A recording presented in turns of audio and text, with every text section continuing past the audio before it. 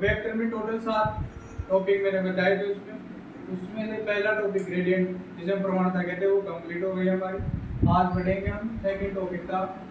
उसका नाम है डाइवर्जेंस।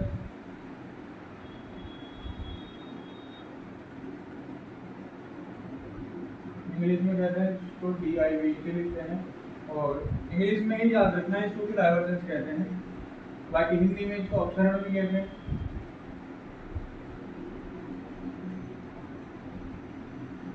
क्या है डाइवर्जेंस, इसके बारे में समझते हैं। सबसे पहले इसको दर्शाने का जो प्रतीक होता है, मतलब निकालते समय जो डेल था ग्रेडियंट वाला, उसके साथ डॉट प्रोडक्ट होती है, और कोई भी फलन जो है इसके साथ सदिश आएगी वो क्या होगी, वेक्टर होगी, क्योंकि डॉट प्रोडक्ट कब होगा जब दोनों सदिश होगी। हमने कल पढ़ा था डेल जो था ये ग्रेडियंट वाला वो एक सदिश राशि थी, और अब ये डॉट प्रोडक्ट है डाइवर्जेंस में, तो एफ वेक्टर यानी कि इसके साथ सदिश ही आएगी डॉट प्रोडक्ट होने के लिए। तो और इसका मतलब क्या हो गया कि जो अपसरण है वो किस प्रकार की राशि लेता है, डाइवर्जेंस जो है वो सदिश राशि लेता है, लेकिन खुद क्या है एक अदिश राशि। क्यों है अदिश राशि, क्योंकि कभी हम देखते हैं डॉट प्रोडक्ट जो होती है वो अदिश राशि होती है। ये पहली सदिश राशि दूसरी सदिश राशि थी, दोनों के बीच में अगर डॉट प्रोडक्ट है तो ये क्या होगी, फाइनली जो हमारे पास रिजल्ट आएगा वो आएगा अदिश राशि।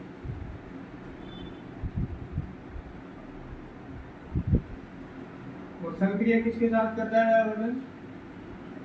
डाइवर्जेंस जो संक्रिया करता है उसका साथ वो है सदिश राशि, संक्रिया सदिश राशि के साथ।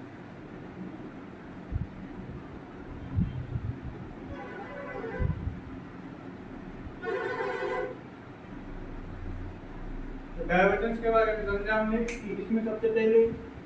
ये अदिश राशि है और अपने साथ में संक्रिया के दौरान एक सदिश राशि लेती है, क्योंकि फाइनली आंसर इसमें हमारे पास क्या था, अदिश राशि। इस वजह से डाइवर्जेंस को हम एक अदिश राशि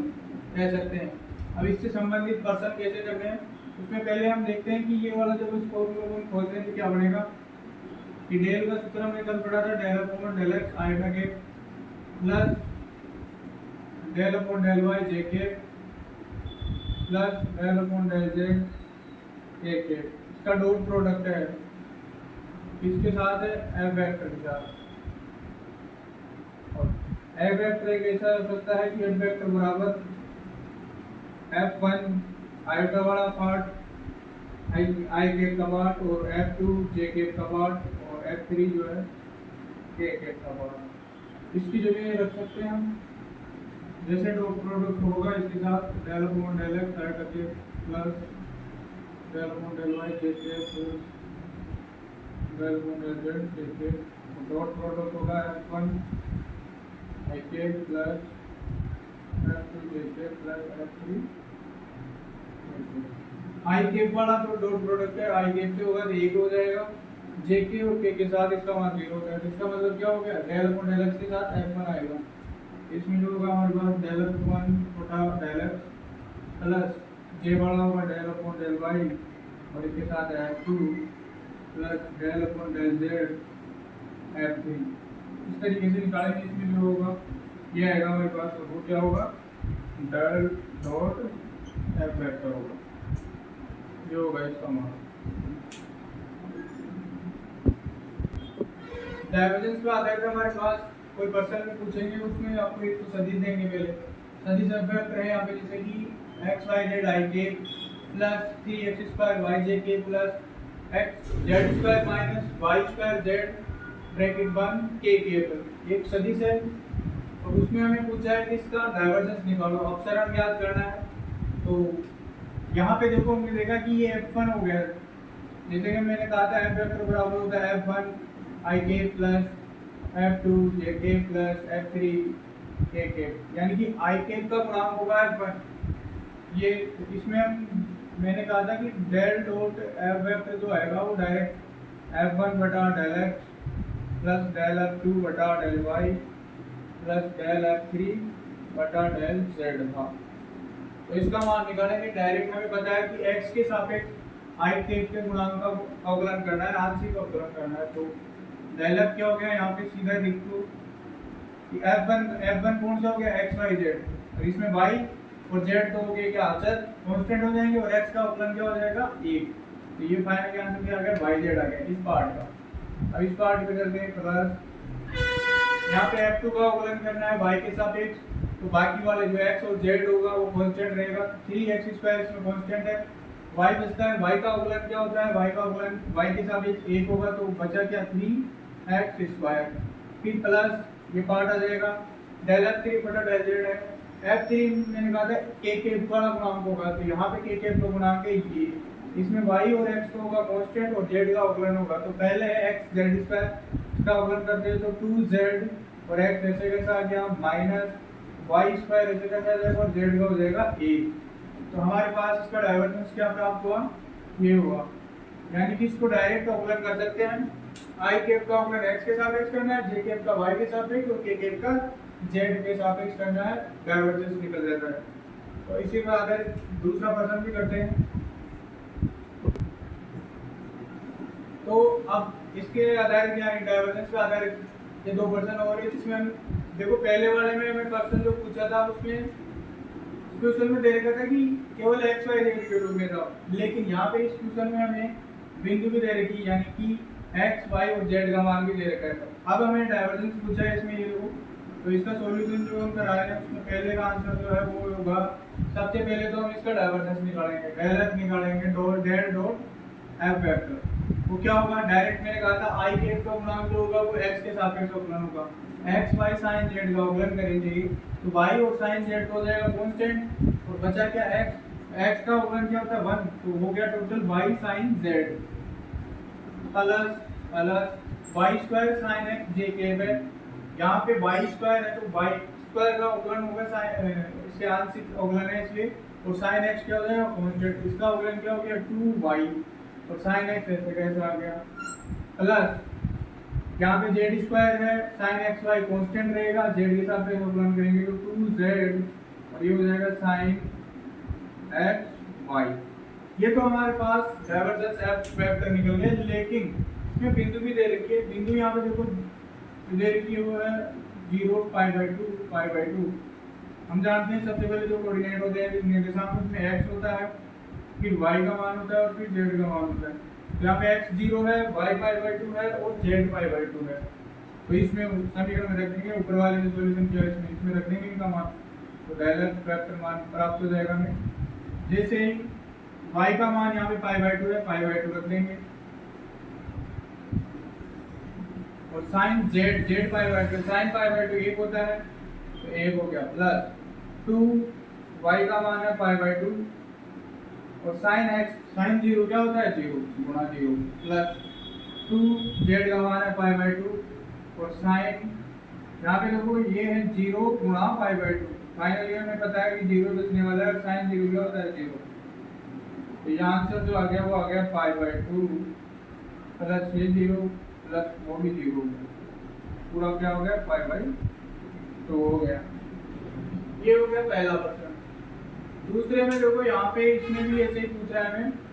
कि बिंदु दे रखी है क्वेश्चन में और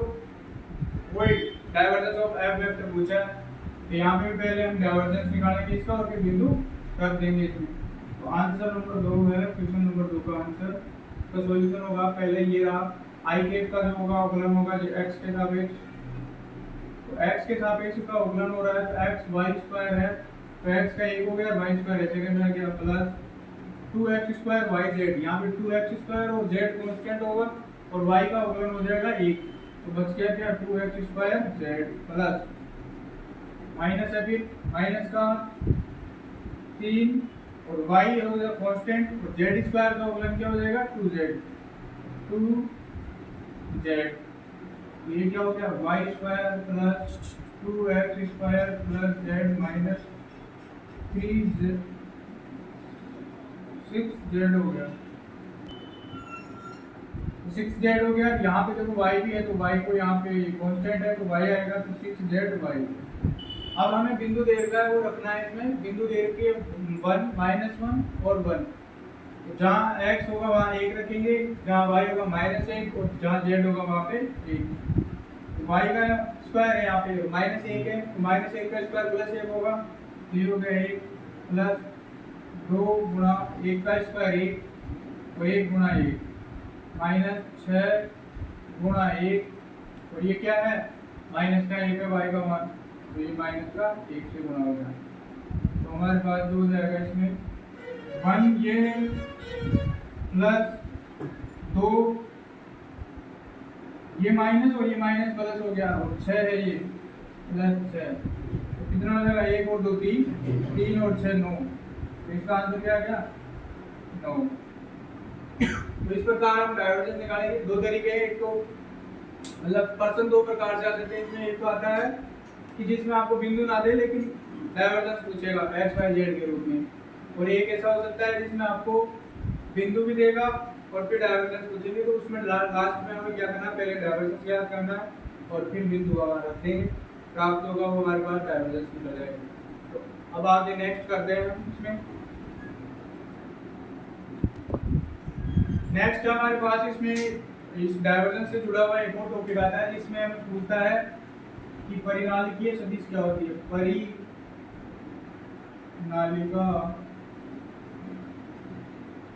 सदिश, इसका भी इंग्लिश वर्ड याद रखोगे तो फायदा रहेगा। सोलेनोइडल वेक्टर ज्ञात करो, सोलेनोइडल वेक्टर कैसे ज्ञात करते हैं वो पूछने लगे। कोई भी सदिश परिनालिका यानी कि सोलेनोइडल होती है कब होती है, जब उसका डाइवर्जेंस का मान क्या हो 0 हो। डाइवर्जेंस ऑफ एफ वेक्टर अगर 0 है यानी कि डेल डॉट एफ वेक्टर का मान क्या हो 0, तो वो क्या कहलाती है, वो एफ वेक्टर क्या कहलाएगी, सोलेनोइडल वेक्टर कहलाएगी जिसमें। तो अब इससे संबंधित हम क्वेश्चन करेंगे। अब मैंने जो भी बताया था परिनालिका यानी कि सोलेनोइडल होने के लिए वेक्टर में संबंधित दो प्रकार से प्रश्न पूछ सकते हैं, जिसमें एक में तो आपको क्या पूछेगा, यहाँ पे तो मैंने एक प्रश्न दिया लेकिन उसमें जब परीक्षा में आएगा क्वेश्चन तो वहां पे आपको 4 ऑप्शन देंगे और उन 4 ऑप्शन में से ऐसे पूछेगा कि कौन से सोलेनोइडल है, या तो ऐसे पूछ सकता है कि इनमें से कौन सा सोलेनोइडल वेक्टर नहीं है। तो उसमें हम डाइवर्जेंस निकालेंगे उसका और देखेंगे किस किस ऑप्शन में 0 आ रहा है। जिस ऑप्शन में 0 आएगा वो सोलेनोइडल हो जाएगी। और एक जैसे आ सकता है कि आपको पहले से दे दे कि एक वेक्टर है जिसका मान ये है और ये एक सोलेनोइडल वेक्टर है, और फिर आपको पूछ सकता है बिंदु दे करके कि इस एफ वेक्टर में जो ए या बी सी किसी का भी मान पूछ सकता है, वहाँ पे एक चीज जो है आपको दे करके उसमें पूछ सकता है। तो जैसे कि ये दो प्रश्न है, दोनों ही प्रकार के दे रखे हैं, मैंने दोनों प्रकार के आपको एक एक क्वेश्चन करवा रहा हूँ। इसमें सबसे पहले इसमें पूछा है एफ वेक्टर वाले में, ये पूछ रहा है इसमें सोलेनोइडल है या नहीं, तो ये चेक करते हैं इसमें। ये चेक करने के लिए सॉल्यूशन फर्स्ट का क्वेश्चन है, इसका सॉल्यूशन होगा हमें इसका डाइवर्जेंस निकालना है। इसका डाइवर्जेंस ऑफ एफ वेक्टर बराबर क्या होगा, आई कैप का एक्स के सापेक्ष अवकलन। तो यहाँ पे देखिए 3y प्लस वाला जो है वो 0 हो गया, एक्स का अवकलन हो गया 1 और ये हो गया प्लस 0, फिर आ जाएगा प्लस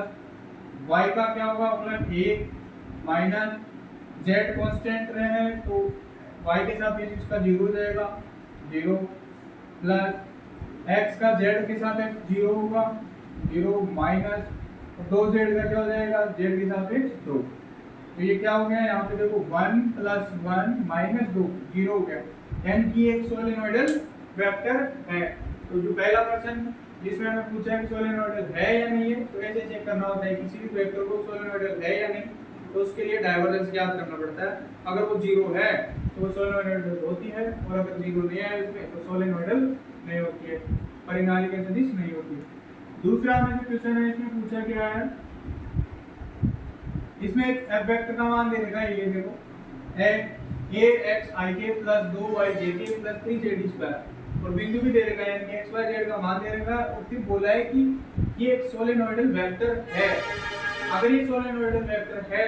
तो हमें a का मान ज्ञात करना है, लिखा है। तो a का मान ज्ञात करेंगे, पहले सोलेनोइडल है उसकी कंडीशन को ज्ञात करते हैं। तो डाइवर्जेंस ऑफ एफ वेक्टर क्या होगा हमारे पास, ये आई कैप का x के सापेक्ष अवकलन, यहाँ पे a कांस्टेंट है, x का अवकलन 1 हो गया, तो बचा क्या a प्लस 2yjk में जो j के वाला पार्ट होता है उसमें हम जानते हैं कि y के सापेक्ष अवकलन करना पड़ता है। तो यहाँ पे y का अवकलन 1 हो गया और 2 कांस्टेंट है 2 आ गया, ऐसा कैसा, प्लस यहाँ पे 3z स्क्वायर k ये जो 3z² k कैप है, k कैप का जो पार्ट का होता है उसमें z के सापेक्ष अवकलन होता है, तो इसमें z² का अवकलन हो जाएगा 2z और 3 और साथ में ये हो गया 6z। अब हमारे पास इसमें बिंदु भी दे रखी है 1 1 1, तो इसको अगर हम बात करें पॉइंट 1 1 1 पर बात करें इसका, तो क्या होगा ये अब बराबर 0 क्यों है, क्योंकि ये दे रखा है इसमें सोलेनोइडल वेक्टर है ये, तो डायवर्जेंस ऑफ वेक्टर क्या होगा उसमें 0 आएगा। तो बिंदु पर भी ये बिंदु दे रखा है, बिंदु का मान रख देंगे जहाँ जहाँ पे x और y z है वहाँ वहाँ पे, तो a ऐसे कैसा आ जाएगा +2 है +6 है और z का मान 1 दे रखा है, तो z का मान 1 रख दिया और बराबर क्या है 0। तो यहाँ से हमें पता चल रहा है a + 2 + 6, a + 2 और 6 कितने हो गए 8 बराबर 0, यानी कि a बराबर -8 आएगा। इसका मतलब क्या हो गया कि जो f वेक्टर है सोलेनोइडल है यदि a का मान क्या है -8 है। डायवर्जेंस में भी जैसे कि हमने कल ग्रेडियंट में निकाला था कि r वेक्टर के रूप में जो क्वेश्चन आता है उसको कैसे सॉल्व करना है, डायरेक्ट एक सूत्र के द्वारा जिसमें n के पावर के रूप में रहता है। इसी प्रकार डायवर्जेंस में भी एक क्वेश्चन होता है इसी प्रकार से आएगा, तो जिसमें जो है टॉपिक डालते हैं कि r वेक्टर वाले प्रश्नों के लिए फॉर्मूला क्या होता है। इसके लिए फॉर्मूला होता है वो हम जानते हैं कि ये जो डायवर्जेंस है एक सदिश राशि के साथ ही संक्रिया करता है, तो यहाँ पे इसका जो सूत्र होगा ये होगा कि डायवर्जेंस डेल डो r की पावर n और साथ में r वेक्टर होगा। इसका क्या मान होगा, इसी प्रकार के क्वेश्चन पूछेगा वहाँ पे आपको साथ में r वेक्टर जरूर होगा उसमें, और उसके अलावा अगर r वेक्टर अकेला r वेक्टर भी रह जाएगा इसका मतलब क्या होगा n का मान 0 हो गया, तो r की पावर 0 रह जाएगी, लेकिन r वेक्टर जरूर होगा। तो उस स्थिति में हमारे पास जो इसका सूत्र होता है वो होता है n + 3 r की पावर n, ये होता है इसमें हमें n का मान कुछ भी हो सकता है, प्लस भी हो सकता है, माइनस में भी हो सकता है, शून्य भी हो सकता है, और ये r वेक्टर हट जाता है, क्योंकि मैंने कहा था ना कि जो डायवर्जेंस है वो एक अदिश राशि है, तो लास्ट में फाइनल जो आंसर आएगा उसमें क्या आएगा अदिश राशि आएगी। r की अदिश है यहाँ पे n कांस्टेंट है जो कि अदिश राशि होती है, 3 भी अदिश राशि है। इस प्रकार के क्वेश्चन भी करेंगे हम जिसमें डायरेक्ट आपको सूत्र याद रखना है। तो इससे रिलेटेड क्वेश्चन देखते हैं अब, जिसमें हमारे पास एक क्वेश्चन है वो पूछा है कि डेल डॉट वेक्टर यानी डायवर्जेंस हमें निकालना है किसका r वेक्टर बटा r की घात 5 का, इसका क्या होगा। अब पहली चीज है आपको कि इस प्रकार जो भी प्रश्न आए उसको इस रूप में बदल लेना है, अगर ये रूप में बदल जाएगा तो फिर आपको ये सूत्र लगा देना है। तो यहाँ पे इसमें क्या है कि r की घात 5 बटे में है, अगर घात बटे में है तो ऊपर आते हैं वो घात नेगेटिव हो जाती है, माइनस में हो जाती है, तो इसको किसका रूप हम कैसे बदलेंगे। यहाँ पे देखो कि ये डेल डॉट यानी कि डायवर्जेंस ऐसे कैसा आएगा, r वेक्टर हमारे पास देखो ऐसे कैसा है और r की घात 5 है, इसको ऊपर लेके जाएंगे तो r की घात -5 होगी। इस स्थिति में अगर यहाँ से कंपैरिजन करते हैं, तुलना करते हैं, तो हमारे पास n का मान क्या हो गया, यहाँ पे n का मान जो हो गया हमारे पास n बराबर -5 प्राप्त हुआ है यहाँ पे, और इसमें रखेंगे इसका जो सूत्र में -5 हो गया प्लस 3 है साथ में, और r की घात n है, तो r की घात n है, n का मान 5 है माइनस का, तो r की घात -5 -5 प्लस 3 क्या हो जाएंगे -2, और ये r की घात -5 है, और इसको अगर हम घटा के रूप में लिखेंगे तो -2 ऊपर और घात नेगेटिव तो नीचे आ जाएगी r की घात 5। तो इस प्रकार प्रश्नों में जब भी करेंगे इस रूप में बदलने के बाद में आसानी से डायरेक्ट सूत्र यूज कर सकते हैं। अब नेक्स्ट क्वेश्चन इसमें जो है हमारे पास आपको जो सोलेनोइडल वाला जो उसमें जो सूत्र था सोलेनोइडल यानी कि डायवर्जेंस 0 होता है, उसको उस कंडीशन पे भी इसी आधार पर क्वेश्चन दे सकता है, और फिर पूछेगा कि आपका n का मान क्या होगा। देखो कैसे पूछ सकता है क्वेश्चन में ऐसे पूछ ले आपसे कि डायवर्जेंस ऑफ r की पावर n r वेक्टर है और ये क्या है 0 है, मतलब इसका मान क्या है, 0 है। जहाँ पे आर वेक्टर क्या है, सोलेनोइडल है, इसे बोल दिया आपने कि ये सोलेनोइडल है। अगर ये सोलेनोइडल है यानी कि आर वेक्टर क्या है, सोलेनोइडल राशि मतलब वेक्टर है। और फिर आपसे पूछा है कि इसका मान क्या होगा, अगर ये 0 है तो n का मान क्या होगा। तो अब हम जानते हैं इसका सूत्र क्या होता है, n प्लस 3 आर वेक्टर आता नहीं है, आर की पावर n आता है बराबर 0 है। अब यहाँ पे आर की पावर n 0 हो या फिर n प्लस 3 0 बराबर 0 है, लेकिन आर की पावर n 0 क्यों नहीं हो सकता, क्योंकि n के कोई भी मान रख लो आप, ये 0 कभी नहीं आएगा, तो ये तो 0 होगा नहीं। तो इसका मतलब क्या रहा, n प्लस 3 ही 0 होगा, तो n प्लस 3 बराबर क्या हो गया, 0। तो n यहाँ से क्या प्राप्त हुआ हमें, n प्राप्त हुआ है -3। ये से भी क्वेश्चन पूछ सकते हैं। हाँ, यहाँ पे n का मान कुछ भी दे सकता है, n प्लस 2 दे दे, प्लस 5 दे दे। हमें तो तरीका आना चाहिए कि ये सूत्र लगेगा और बाद में जो है r की पावर n वाला पार्ट 0 नहीं होता, n प्लस 3 वाला पार्ट 0 होगा, जिसमें n क्या निकलेगा वो बाद की बात है। एक तरीका आना चाहिए आपको। इसी पे आधारित एक और क्वेश्चन है, वो भी करते हैं। जो भी सूत्र बताया था r की पावर n r वेक्टर के रूप वाले में, अगर आप क्वेश्चन पूछे कि डाइवर्जेंस ऑफ यानी कि डेल डॉट आर के का मान क्या होगा, ये पूछ सकता है आपको। अब मैंने कहा था उस रूप में बदलना है, यानी कि आर वेक्टर होना चाहिए और साथ में आर की पावर कुछ भी हो, 0 भी हो सकती है। अगर एक गुणांक 1 रहेगा आर वेक्टर के तो हम 0 रखेंगे। अब पहले सबसे पहले हमें आर के का मान कैसे निकालते हैं, क्या होता है आर के, एक इकाई सदिश होता है। इकाई सदिश का मान जो होता है आर के है, तो हम जानते हैं इसका मान होता है आर वेक्टर और बटा में आर वेक्टर का परिणाम यानी कि आर, ये होता है। यानी कि यहाँ पे ये रख सकते हैं, आर के की जगह आर वेक्टर बटा आर रख सकते हैं, तो रखेंगे सॉल्यूशन में डेल डॉट आर के की जगह रख रहे हैं आर वेक्टर बटा आर बराबर आर वेक्टर आ गया जो कि वहाँ पे उस सूत्र में था, बटा में आर है, इसको ऊपर ले जाएंगे तो -1 हो जाएगा।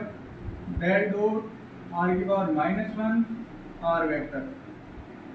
सूत्र में यहाँ पे n बराबर क्या हो गया हमारे पास -1, तो वहाँ पे था n प्लस 3,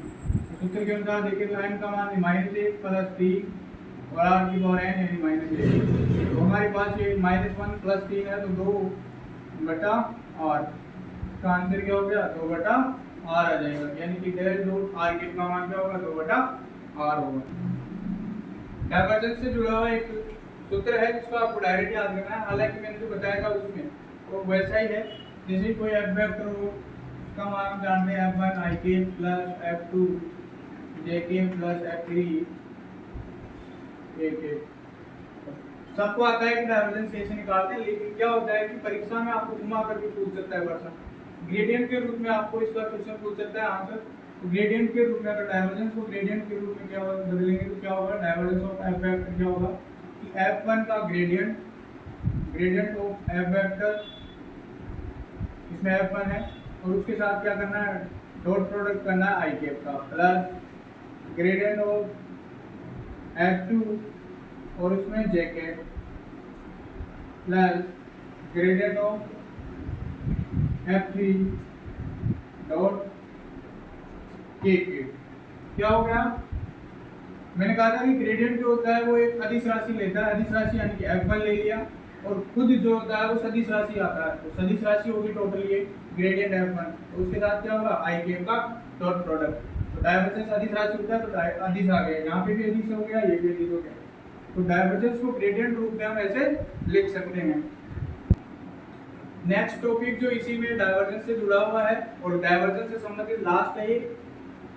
जो कि है इसको कहते हैं लाप्लासियन ऑपरेटर, कहते हैं लाप्लासियन ऑपरेटर।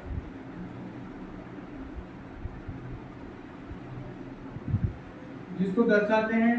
इस डेल का स्क्वायर, ये होता है जो कि एक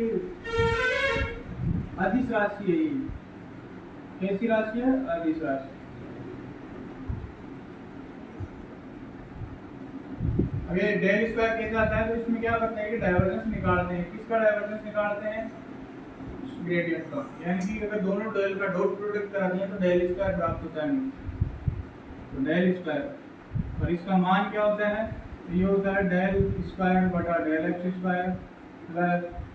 del square upon del y square plus del square upon del z square, ये होता है। अगर इसके साथ में डेल स्क्वायर कोई भी फंक्शन आ जाए जैसे फाई है तो उसको कैसे निकालेंगे, यहाँ पे del square upon del x square plus del square upon del y square plus del square upon del z square, पूरा पूरा फाई एक्स के साथ अवकलन होगा, डबल अवकलन होगा, और वाई के साथ होगा और जेड के साथ डबल अवकलन, तो ये इसे याद होगा। तो इससे संबंधित क्वेश्चन करते हैं हम। तो लाप्लासियन पे आधारित क्वेश्चन है, हमें पूछ सकता है कि what is the value of del square phi, क्या होगा इसका मान यदि फाई का मान आपको दे दे, फंक्शन होगा x square minus y square plus 4z, तो पूछ सकता है कि इसका मान क्या होगा, कैसे निकालेंगे। मैंने कहा था डेल स्क्वायर का सूत्र क्या होता है, डेल स्क्वायर होता है del square upon del x square plus del square upon del y square plus del square upon del z square. यहाँ पे फाई साथ में, तो फाई आ गया फंक्शन इसके साथ और इसके साथ, यानी कि फाई का जो फाई की वैल्यू हमारे पास दे रही है, पहले तो एक्स के साथ 2 बार आंशिक अवकलन करना है, तो एक्स के साथ करेंगे तो यहाँ पे फाई का देखो एक्स स्क्वायर है, इसका एक बार अवकलन 2x और 2x का फिर से अवकलन 2 हो जाएगा, एक्स के साथ 2। लेकिन ये वाला जो पार्ट है यहाँ पे y कांस्टेंट है तो 0 हो जाएगा इसके संबंधित, z वाला भी 0 हो जाएगा, यानी कि आंसर रहेगा इसके लिए, पहले वाले के लिए क्या रहेगा 2। फिर आ रहा है हमारे पास ये वाला पार्ट, इसमें y के सापेक्ष कर रहे हैं तो और जो कांस्टेंट रह जाएंगे x और z वाला, तो पहला x स्क्वायर है 0 हो गया, y स्क्वायर है यहाँ पे तो इसका y के सापेक्ष एक बार अवकलन 2y माइनस का है, और एक बार और अवकलन करेंगे तो माइनस के 2, यानी कि यहाँ पे क्या आ जाएगा माइनस के 2 आ जाएगा, और z का अवकलन हो जाएगा y के सापेक्ष 0। फिर जेड स्क्वायर के सापेक्ष यानी कि यहाँ पे x का अवकलन 0 हो जाएगा, जेड के सापेक्ष y का 0 हो जाएगा, और z का एक बार अवकलन करेंगे तो 1 हो जाता है और 4 गुणा में 4 हो गया, लेकिन एक बार और अवकलन करना है, डबल करना है, तो 4 कांस्टेंट रह जाएगा, उसका भी क्या हो गया 0, ये 0 है, 2 माइनस 2 0 और ये 0 है 0। Final answer del square phi में क्या रहा 0 रहा। लाइक अब इसी लाप्लासियन में भी r की पावर n के रूप में जो क्वेश्चन है हमें ऐसे पूछते हैं, तो उसका भी एक सूत्र है डायरेक्ट याद करना है उसको। तो उसमें हमें डेल स्क्वायर r की पावर n, तो इसके लिए जो सूत्र होता है वो होता है n गुणा में n प्लस 1 और r की पावर n माइनस 2, ये होता है। तो इससे संबंधित क्वेश्चन हमें क्वेश्चन दे दे, जैसे कि क्वेश्चन है कि डेल स्क्वायर r की घात 7 का मान क्या होगा, तो इसका मान ज्ञात करने के लिए हमारे पास n बराबर क्या हो गया, अगर सूत्र से तुलना करेंगे तो n बराबर यहाँ पे आ गया 7, और डायरेक्ट इसमें रखेंगे तो क्या हो गया डेल स्क्वायर r की पावर 7 बराबर गया n का मान 7 है गुणा 7 प्लस 1 8 और गुणा r की पावर 7 माइनस 2, तो हमारे पास 7 8 56 और r की घात 5, तो ये हो गया इसका मान, यानी कि अगर इसमें भी पूछा जाए तो ये हो गया। तो कुल मिलाकर हमें अब तक जो पढ़े हैं उसमें आर वाले सूत्रों को आपको एक साथ लिख लेना है, अभी कर्ल का भी बाकी है उसमें भी आएगा। मैं एक बार आपको रिवीजन करा देता हूँ कि सबसे पहले ग्रेडियंट था आर की पावर एन, इसका सूत्र था आयन गुणा में आर की power n minus 2 r vector, फिर था divergence r n r vector था एन प्लस 3 आर की पावर एन, और ये फिर डेल स्क्वायर आर की पावर एन, जो है एन प्लस 1 आर की पावर एन माइनस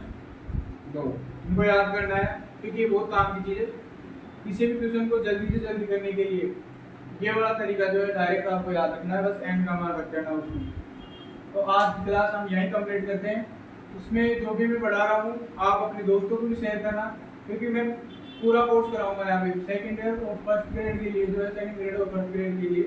पूरी ग्रेजुएशन की बुक कराऊंगा, और उसके बाद में 11वीं 12वीं और 10th तक की मैथ पूरी करूँगा। अगर वीडियो पसंद आ रहा है तो लाइक करना, साथ ही साथ हमारे चैनल को शेयर करना और सब्सक्राइब जरूर करना। धन्यवाद।